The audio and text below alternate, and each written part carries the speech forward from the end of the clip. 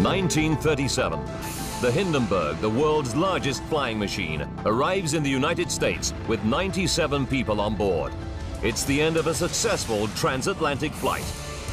Moments from landing, a fierce fire erupts. In just 34 seconds, the mighty airship is destroyed. 36 people perish. Many suffer agonizing burns. But what caused the devastating fire? Now, a 21st century air crash detective re-examines one of the most famous air disasters in history. Using advanced computer simulations, we reveal what really destroyed the Hindenburg. Disasters don't just happen, they're a chain of critical events. Unravel the clues and count down those final seconds from disaster.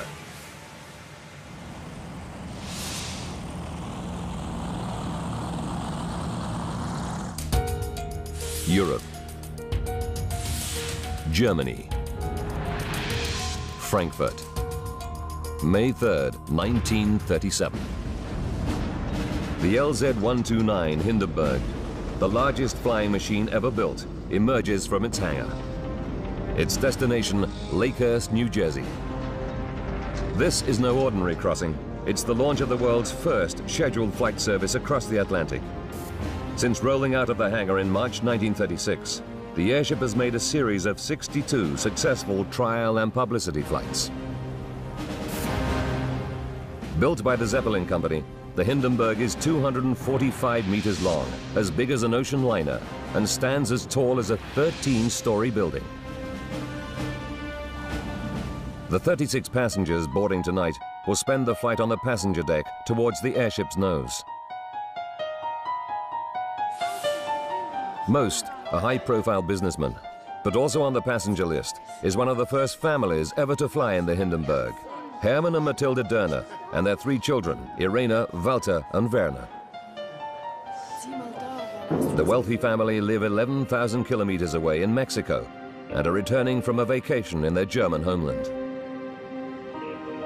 For 8-year-old Werner, flying in an airship is a once-in-a-lifetime experience.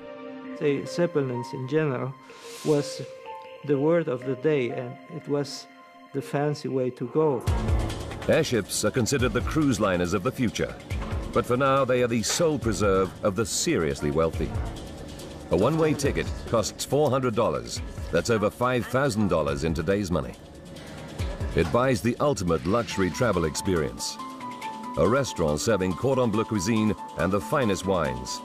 Fashionably designed lounge areas, and of course, spectacular views from the promenade deck.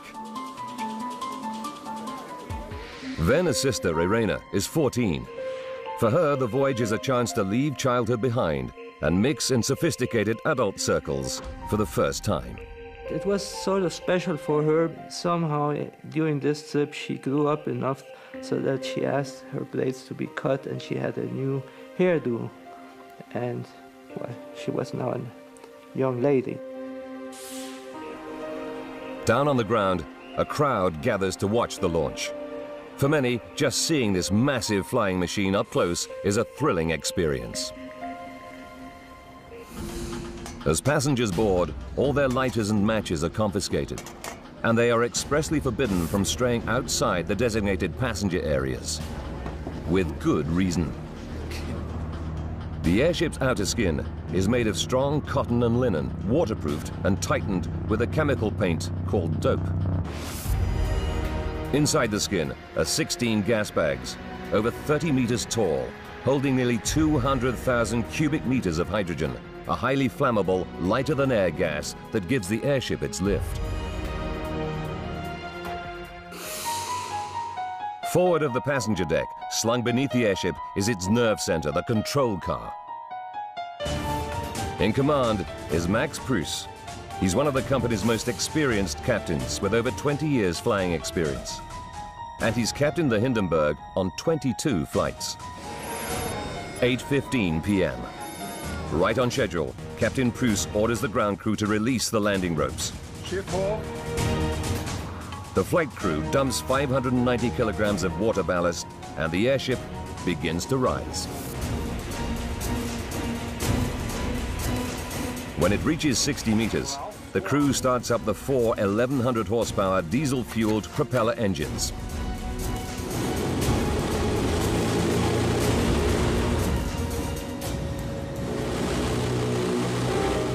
On the passenger deck, the Durners wave goodbye to friends and family below.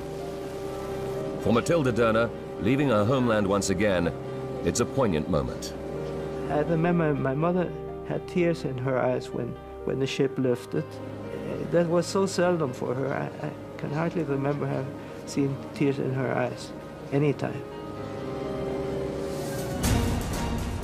Within minutes, the Hindenburg reaches its top speed of 125 kilometers per hour. The 6,500 kilometer voyage should take just 2.5 days, just over half the time taken by a ship.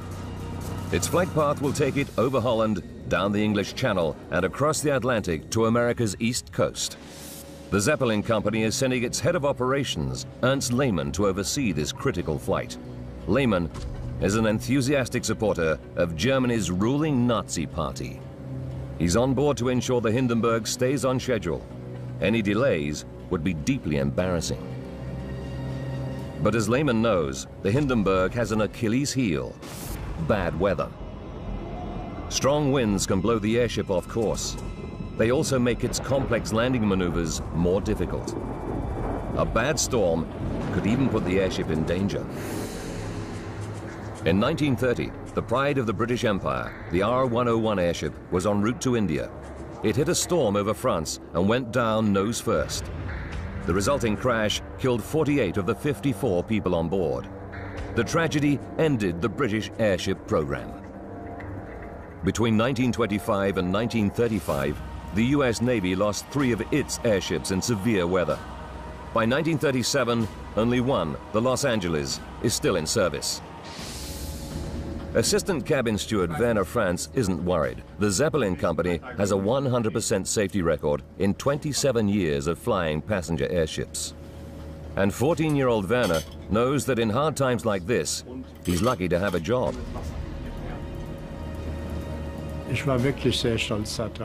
I was very proud to be part of the crew and to go on all those journeys, to see all those countries. My father was out of work at the time and we had very little money. To be part of this, it was incredible. But there's a new threat facing passengers and crew on the Hindenburg today. Under Germany's dictator, Adolf Hitler, the Nazis are rearming for war. They are also brutally suppressing all opposition at home. The Hindenburg's construction was part funded by Hitler, and it's become a powerful Nazi propaganda tool. But the airship's iconic status also makes it a target for opponents of the Nazi regime. In 1933, the Reichstag, the Nazi-controlled German parliament, was burned to the ground. The authorities blamed saboteurs. And now, just days ago, German authorities warned Ernst Lehmann that they'd received a specific threat to this crucial flight. Could saboteurs, posing as innocent passengers or even crew members, be on board with a deadly mission to destroy the Hindenburg? Wednesday, May 5th, Day 3. Ernst Lehmann, Zeppelin head of operations, and Captain Pruss are worried. The Hindenburg should be making 125 kilometers per hour, but strong headwinds mean the schedule is slipping. At this rate, they'll be 12 hours late. Joseph Spar, a German living in Long Island, New York, is just a day away from a reunion with his family. He's been touring Germany with his music hall act of acrobatics and slapstick comedy. His next performance will be at Radio City Music Hall in New York. He's taking a dog home as a surprise for his children. It's spending the flight in the freight area on a lower deck. Spar needs to feed the dog regularly, but it's in a restricted area. So he's been warned that he has to be escorted by a crew member. Ernst Lehmann, Captain Pruss, and a Zeppelin Company observer are the only 3 on board aware of the sabotage threat to the Hindenburg. It's not the first time the airship has been threatened, so they treat it as a false alarm. And reassuringly, there are plainclothes intelligence officers on board, on the lookout for anyone acting suspiciously. But Captain Preuss has another problem. They're still battling against strong headwinds, so they're still 12 hours behind schedule. Arriving late is bad enough, but the return flight to Frankfurt the following night is an important one, and it's fully booked. The airship will be packed with high society passengers flying to attend the coronation of King George VI in London. It's the event of the year. If the Hindenburg doesn't get the guests to Europe in time, Lehman faces a PR disaster. The passengers finish their after-dinner drinks and retire to their cabins. It's their last night on the Hindenburg. In a few hours, they'll be in New Jersey. Werner Franz grabs a few hours sleep. Tomorrow he's going to be busy preparing the airship for its return trip. Thursday, May 6th, 6 a.m. The Hindenburg should be landing at Lakehurst Naval Base, but it's still 1,130 kilometers away. The estimated arrival time is 6 p.m., 12 hours behind schedule. Lehman and Preuss should have 16 hours to land the airship, disembark the passengers and freight, and complete refueling and reprovisioning before heading back to Europe at 10 p.m. Today, they'll only have 4 hours. It's going to be tight. 2 p.m. Mrs. Derner packs the family's bags. On the passenger deck, Joseph Spar can't wait to see his wife and children. He knows how thrilled they'll be when they see the dog he's bought for them. The Hindenburg approaches New York, just 80 kilometers northeast of their destination. Captain Preuss treats the passengers to a bird's-eye view of the Manhattan skyline. From a crew lookout area at the top of the airship, 14-year-old cabin boy Werner Franz marvels at his first glimpse of the new world.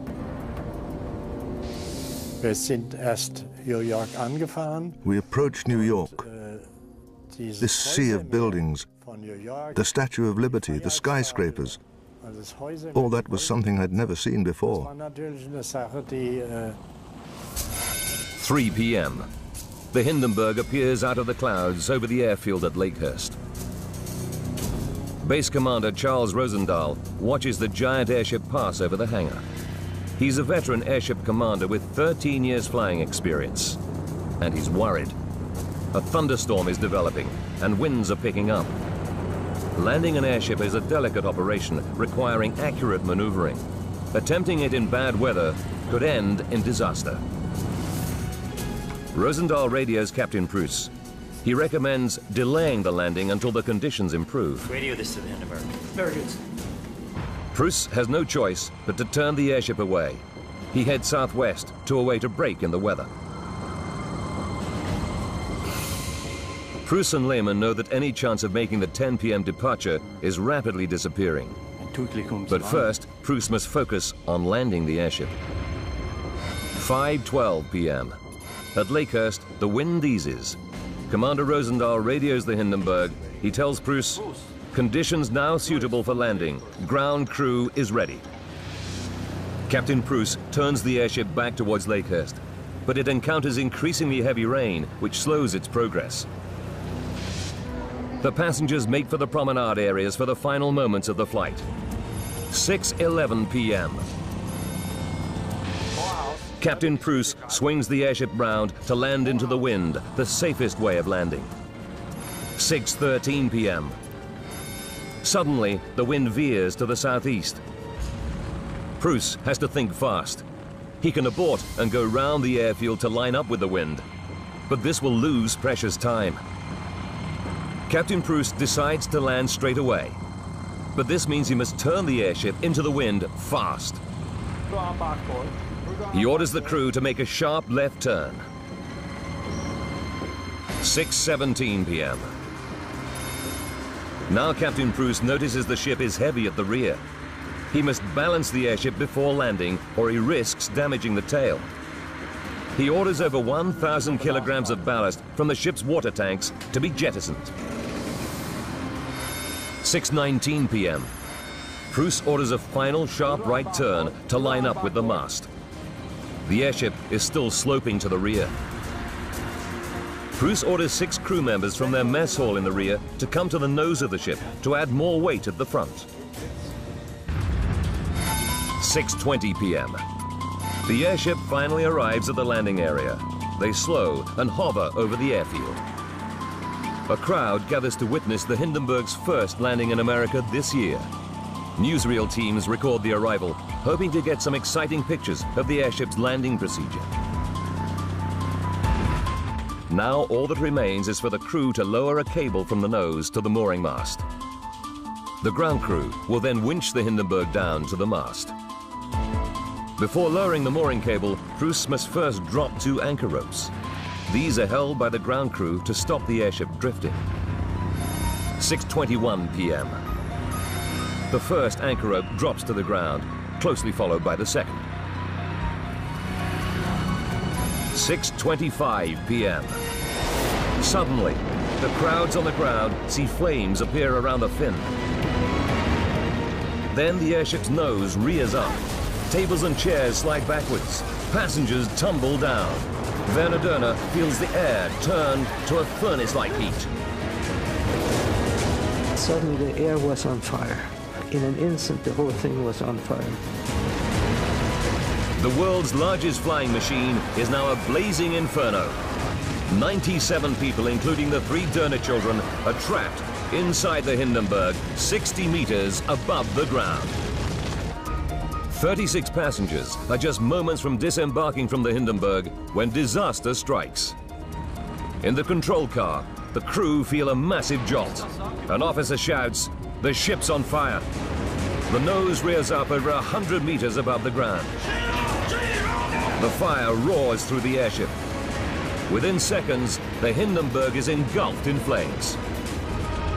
Werner Franz is trapped on the walkway on the lower deck. He must find a way out before the flames reach him. Right away, this bang told you that a major catastrophe had happened. You knew right away the airship was lost. The airship was burning and couldn't be saved. Werner stumbles along the gangway, looking for a way out, but he trips and falls. He grabs the rope handrail and holds on. As I was hanging onto these ropes, everything I had experienced in my life came back as if it were a film.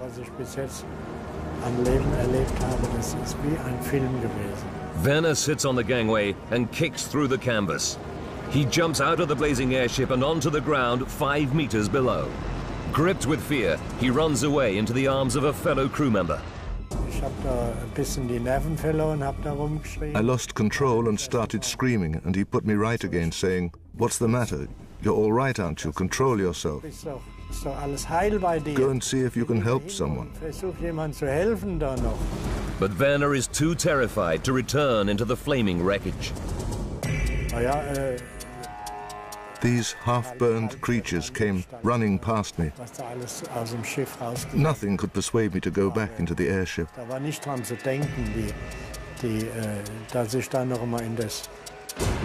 The fire rushes up the airship. The Doehners are still in the passenger lounge. If they don't get out now, they'll burn. But they're still 9 meters up. Matilda Doehner shouts to her 14-year-old daughter Irena to jump out of the window, but the girl is too frightened. Mrs. Doehner picks up her 8-year-old son, Werner. She tries to throw him out of the window, but he falls back. Somehow, she finds the strength to lift him again. This time, she succeeds, and Werner falls to the ground with his brother. She turns to her daughter again, pleading with her to jump. But Irena is paralyzed with fear, and instead turns away towards the flames, looking for her father.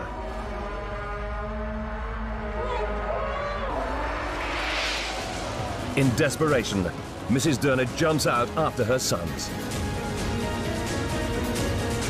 Acrobat Joseph Spar also jumps from the passenger lounge. He rolls onto the grass, picks himself up, and limps away. But he's unable to rescue his dog, which perishes in the fire. 34 seconds after the first flame appears, the Hindenburg is consumed by the inferno. The wreckage crashes to the ground. It's totally destroyed. Ambulances rush survivors to hospital. Werner Dörner and his mother are severely injured. His brother Walter suffers minor burns. But his father dies inside the airship. A crewman rescues Werner's sister Irena from the burning wreckage, but she's close to death. My sister's condition was so bad that they had taken her to a different place inside the hospital, probably in intensive care. My mother very much complained about being separated from her daughter. In the morning, doctors bring Matilda Dörner news. Her daughter Irena died in the night from her burns. She was just 14 years old. My mother was very much upset with the authorities in the hospital that she never got to see her again. But that was probably the best thing, because she must have been in very bad shape. Captain Pruss survives but is badly burned. Ernst Lehmann is fatally injured. Of the 97 people on board, 29 are dead. One ground crewman perishes. Another 6 people die in hospital. But what caused this tragedy? The Germans have a 100% safety record operating passenger airships. And the Hindenburg was a state-of-the-art aircraft. The pride of the Third Reich. The United States and Germany open a joint inquiry. They interview the surviving crew members and passengers. They take testimonies from over 90 eyewitnesses. But in 1937, there is very little cockpit technology to conduct a conclusive crash investigation. And in the 68 years since the disaster, many different theories, some highly controversial, have emerged. Debate still rages today over what really downed the celebrated airship. Now, Seconds from Disaster re-examines the investigation into the loss of the Hindenburg. Using modern-day forensics and scientific experiments, we will finally solve the mystery. What was it that started the fire aboard the Hindenburg? Could it have been an act of sabotage? And what really fueled the blaze so that it consumed the whole ship in 34 seconds? Advanced computer simulation will take us where no camera can go, into the heart of the disaster zone. Greg Feith is one of the United States' most experienced crash detectives. He has 20 years of service with the National Transportation Safety Board. For 8 of those, he was the investigator in charge of the team that attends every major crash site in America, known as the GO team. He's worked on some of the world's most complex and baffling air crashes. And so far, he's solved every one of them. But there's one disaster he's always wanted to explore. The Hindenburg mystery has intrigued me just because you had this magnificent flying machine that fell into a major disaster, a very cataclysmic disaster, and nobody really had an idea of what caused it. But Feith brings a modern crash investigator's expertise and forensic skills to the disaster. He must keep an open mind as he investigates every possible reason for the crash. In any major explosion in a modern aircraft, all eyes immediately turn to terrorism. Anytime you have an in-flight fire, you have to think the worst. You have to try and determine what led to that in-flight fire. You go to the extreme, and the extreme is sabotage. Feith learns that the Hindenburg received many sabotage threats in its 1 year of operations. But who would want to destroy it? Rick Zitarosa is vice president of the Lakehurst Historical Society and a specialist in the Hindenburg era. As the Nazi regime became increasingly unpopular throughout the world, it was also going to face a new set of security concerns.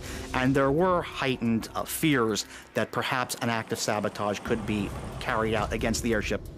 Greg Feith examines the original report for evidence of sabotage warnings. He finds that Ernst Lehmann received intelligence from the German authorities warning of a specific threat. But who had a motive? Hitler and his Nazi party had many enemies in Germany. They carried out a brutal policy of repression against Jewish people, socialists, communists, and outspoken writers. Any one of these people might have been happy to see the Hindenburg destroyed. Feith checks the official reports and finds the one passenger who could have had the opportunity to destroy the Hindenburg: Joseph Spar. After the crash, Spar comes under intense scrutiny. He lives in America with his wife and family, but he is German. And for the last few months, he's been traveling all over Europe. This is just the sort of background that rings alarm bells with German intelligence. According to the FBI report, Joseph Spar did act suspiciously. In fact, Spar accessed high-security areas where no passengers were allowed, apparently to visit his dog. The fact that Spar is an acrobat with great agility means he could easily climb in and around the Hindenburg's narrow passageways. Could Spar have used his dog as a cover to plant a bomb? Was this music hall clown really a ruthless terrorist, responsible for the destruction of the Hindenburg and the deaths of 36 people? Air crash investigator Greg Feith is trying to get to the bottom of one of aviation's great mysteries. Why did the Hindenburg airship burst into flames and crash at Lakehurst Naval Base in 1937? Many of the crew and officers of the Hindenburg were convinced the cause was sabotage. Feith wants to see if the theory stands up. He finds an intriguing statement in the report about one of the passengers. Acrobat Joseph Spar did disappear into unauthorized areas where the fuel tanks were kept on several occasions on his own. He told the crew he was going to check on his dog.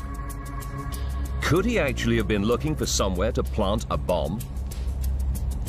Feith knows that the FBI investigated Spar and was unable to find any motive. But he wants to put Spar's actions aboard the airship under the microscope himself. He studies the film footage. He reads eyewitness reports. They state that the fire started at the top of the airship near the vertical fin.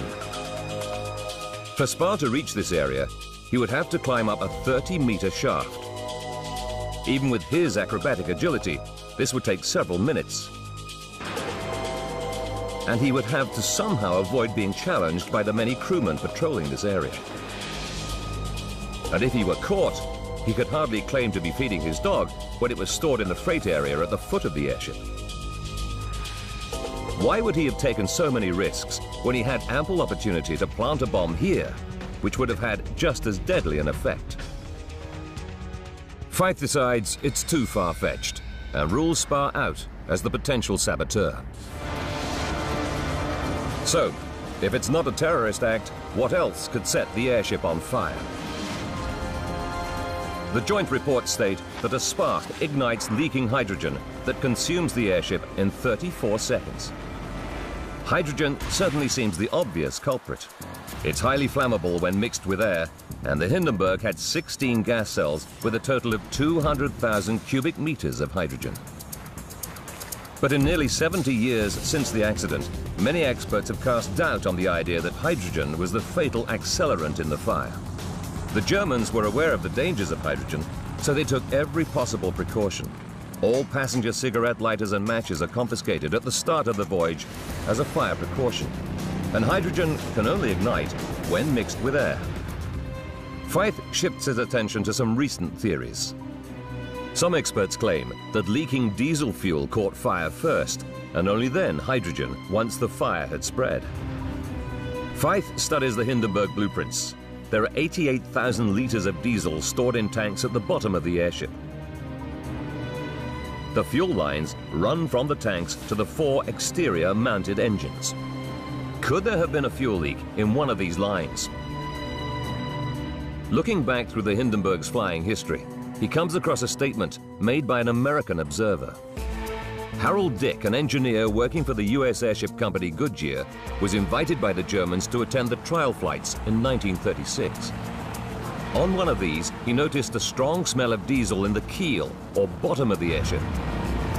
Greg Feith finds that on a later flight, Dick notes that the main fuel lines do not seem to be particularly tight. This fuel leak theory now looks attractive to Feith, but he needs to know if there was a fuel leak, what ignited it. The most likely cause would be a short circuit in the electrical cables, creating a spark. But Feith isn't convinced that a spark would ignite diesel. He knows that diesel has a high flash point. It must reach nearly 65 degrees Celsius before it'll catch fire. If there were a diesel leak, it would have to be heated up to that point before a spark could ignite it.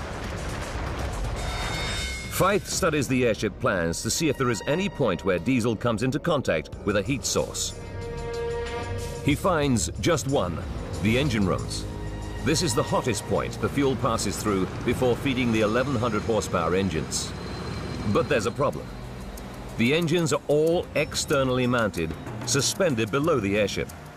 If a fire had started here, then eyewitnesses on the ground would have clearly seen it. Instead, they all report that the fire started at the top of the ship. To have a fire ignite on the bottom of the airship, propagate through the entire diameter of the airship, and then exit out the top in a very short period of time without anyone noticing is very remote. Greg Fythe rules out a diesel leak as the cause of the blaze that engulfed the Hindenburg. Now he turns to the other prominent theory for the blaze. Not something inside the ship, but its outer skin. The outer covering is a cotton linen material painted with a chemical known as dope that waterproofs the airship and protects the gas bags from the heat of the sun's rays. The dope used on the Hindenburg was a new type of paint called cellulose acetate butyrate. This dope is more flammable than previous paints. The paint theory states that somehow the skin of the airship caught fire. The Hindenburg burned fast. The footage reveals that the fire swept through the entire airship in just 34 seconds. Would the doped outer cover really be so flammable? When you look at the fabric that was used to cover the Hindenburg, it's a cotton linen material. So on its own, of course, it's flammable. But it was impregnated with this doping material. And while it too has some flammable capability or characteristics to it, can it burn that fast is the big question. Fythe decides to conduct an experiment to test the paint theory. He prepares a sample of the outer cover. It's made from exactly the same type of linen cotton material. The cloth is doped with a mixture of iron oxide powder and aluminium powder, just like the skin of the Hindenburg. If the material is the accelerant, this experiment will prove it. For safety, the test is done outside. If there's any wind, it's likely to push the flame in one direction faster than the other. So to compensate for this, he uses 2 stopwatches to time the burn. Go. As soon as the flame reaches the edge of the inner circle, he starts the clocks. When the flames reach the outer edge, he stops the clocks. 1 minute for the wind-assisted side, and 1 minute and 8 seconds for the flame to travel against the wind. Both much too slow. The Hindenburg, all 245 meters, burns in 34 seconds. At the burn rate Fythe's timed, the Hindenburg would have taken 40 hours to be destroyed. Greg Fythe concludes the outer skin cannot be the fatal accelerant. So what did burn the Hindenburg? Was the original report right after all? Was it the hydrogen? From the investigative standpoint, you have to wonder what can burn that quickly and literally take an 800-foot tube and destroy it in a matter of seconds. Fythe commissions Professor Nick Syred, a mechanical engineer with 30 years' experience specializing in combustion rates, to calculate if it was hydrogen that burned the Hindenburg. The airship was 245 meters long. Professor Syred knows from scientific study that hydrogen can burn at a rate of 9 meters per second.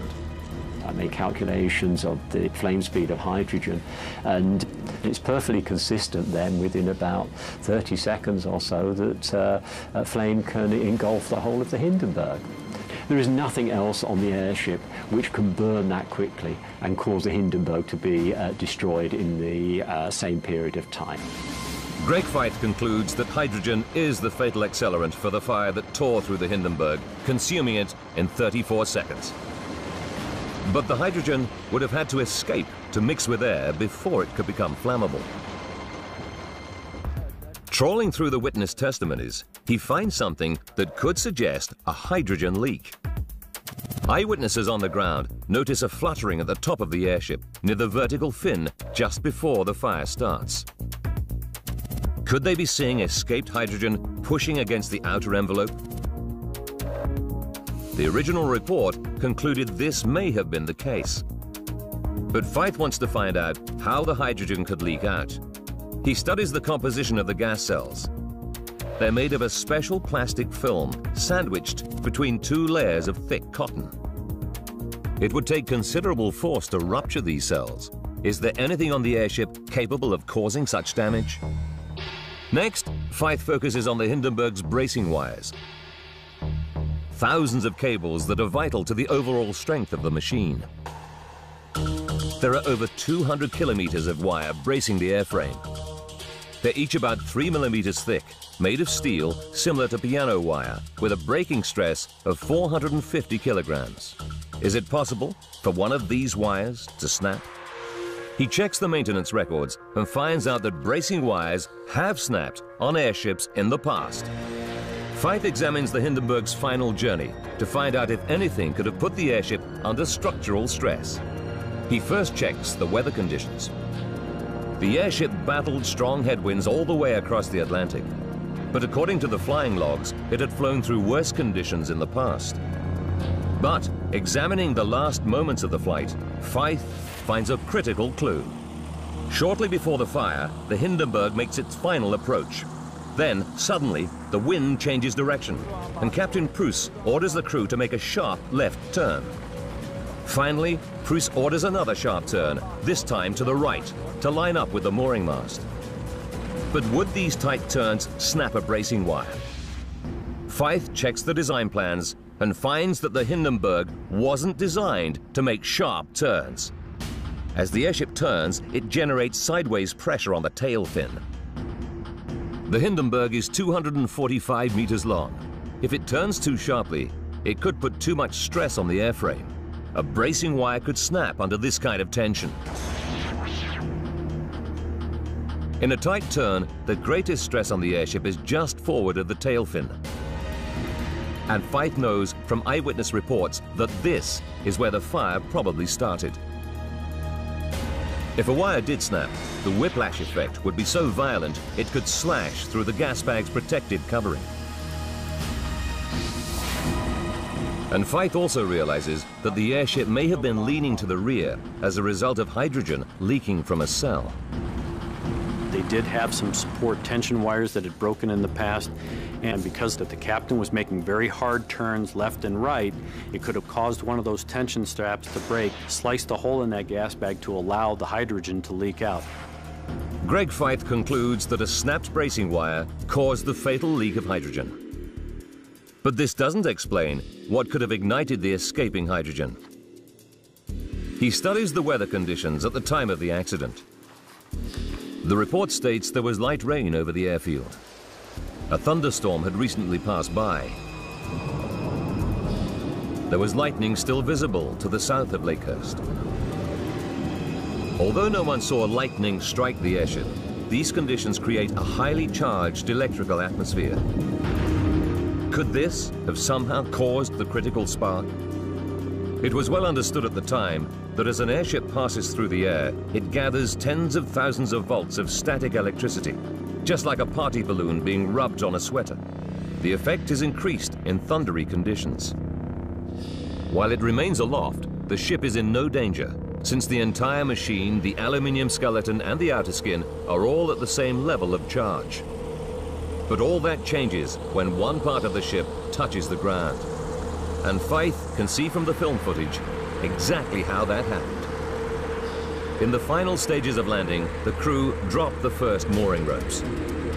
The rain makes the ropes wet, and once they're wet, the charge from the airship's metal frame now rapidly flows through the ropes to the ground. Instantly, the airframe voltage falls to zero.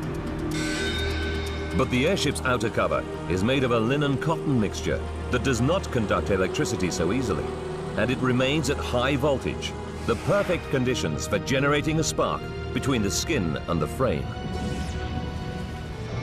Greg Feith now knows how the spark that ignited the hydrogen was generated. He can now unravel what happened aboard the Hindenburg in those final, fateful seconds from disaster.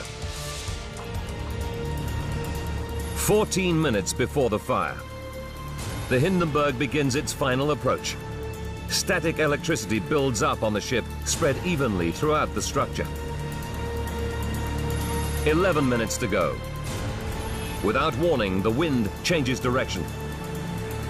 Instead of going around the airfield in a wide sweep, Captain Pruss, anxious to land the airship as soon as possible, makes a sharp left turn. Stressed by this sudden maneuver, somewhere near gas cell 4, a bracing wire snaps. The gas cell ruptures and hydrogen begins to leak out. 8 minutes before the catastrophe, Captain Pruss notices that the ship is tail heavy. He orders the crew to dump water to balance the ship. Then Pruss orders another sharp turn, this time to the right, to line up with the mooring mast. The ship is still tail heavy. Captain Pruss orders 6 crew members to walk to the nose to try to counterbalance the sloping tail. But Pruss is too concerned with landing to realize that the airship may be leaning as a result of hydrogen leaking. 4 minutes left. The Hindenburg comes to a stop, and the crew drop the mooring ropes. Eyewitnesses on the ground notice a fluttering effect near the tail fin. They don't know it, but what they're seeing is leaking hydrogen pouring out of the doomed machine. By 6:25 p.m., due to falling rain, the ropes are now wet. The electrical charge flows from the metal parts of the airship to the ground. The aircraft's skin, less conductive than the metal, is still highly charged from a combination of the journey and the atmospheric conditions. It's now at a dangerously high voltage. Seeking the quickest way to the ground, a spark jumped from the outer skin to the metal, igniting the leaking hydrogen. The fire roars through the airship as 200,000 cubic meters of hydrogen in the 16 cells catch fire. 34 seconds later, the mighty Hindenburg is destroyed. 36 people are killed. But Greg Feith still has one piece of the puzzle to solve. How could the Hindenburg fire have been bright orange when hydrogen burns with an invisible flame? Greg Feith has concluded that the Hindenburg was destroyed after a spark caused by the thunderstorm conditions in the atmosphere ignited leaking hydrogen. But he still has one question. He knows that hydrogen burns with an invisible flame. And yet eyewitnesses stated that the Hindenburg burned with a bright orange glow. How could hydrogen burn this way? On the airship. Feith sets up another experiment. He sets light to a stream of hydrogen. There's no visible flame. But as soon as he places some cloth in the hydrogen flame, the fire is visible. Hydrogen burns clear. That's not what the folks saw when they were observing the actual fire. The fire that they saw was the material, that covering material that finally ignited and burned. Going through the papers, Greg Feith realizes the tragedy could have been averted. He finds that the Zeppelin company had strict regulations governing landing procedures. In fact, in their training, crews were warned against landing in thunderstorm conditions. He learns that Dr. Eckener, the chairman of the company, blamed Captain Pruss and Ernst Lehmann for the accident. Dr. Eckener felt very much that it was pilot error. When he learned of the landing conditions, he was appalled and he was infuriated. He unequivocally held that the landing never should have been carried out as it was under those conditions. But Pruss is under pressure to land as fast as possible to try and make up time on the schedule. He also has Ernst Lehmann, Zeppelin's director of operations, in the control car with him. He too is anxious to keep to the schedule. Instead of aborting the landing and waiting for better weather, they try to land in dangerous atmospheric conditions. Lehmann most definitely did influence Pruss in his decisions regarding the flight, which of course was increasingly held up by headwinds and then the delayed landing. The Hindenburg disaster spells the end of the commercial airship age. Germany grounds her other passenger airship, the Graf Zeppelin, until they can use the non-flammable helium as a lifting gas. But with Europe on the brink of war, the United States, the only country with helium supplies, refuses to sell the gas to Germany. And when war does break out, the Nazis cancel the airship program completely. But valuable lessons are learned from the disaster. Hydrogen has never been used again to lift passenger airships. Today, all airships are filled with helium. Directly after the Hindenburg crash, the Zeppelin company designed a Thunder car. This machine, located at their Frankfurt airfield, measures the electrical activity in the atmosphere. It's a breakthrough in collecting accurate data on thunderstorm conditions. And today, understanding of weather is at the forefront of all aviation safety. Nearly 70 years later, there are just 2 known remaining survivors from the tragedy. Cabin boy Werner Franz is now 83 years old. After the crash, he trained as an engineer, but the memories of that day stayed with him. It took quite some time to calm down again. Those impressions stayed with me for a long time. I did suffer from it for a long time, to have been confronted with this. Werner Dörner returned to Mexico with his family. Now aged 75, he lives in the United States. Although he lost his father and sister, he believes the crash had a positive effect on him. I wonder what my life would have been without it. I was a spoiled brat. It made me probably a better person than what I would have been without it. The Hindenburg is still the largest flying machine ever built. Today's air travelers may fly across the Atlantic in a few hours, but the luxury and style the Hindenburg passengers experienced will probably never be surpassed.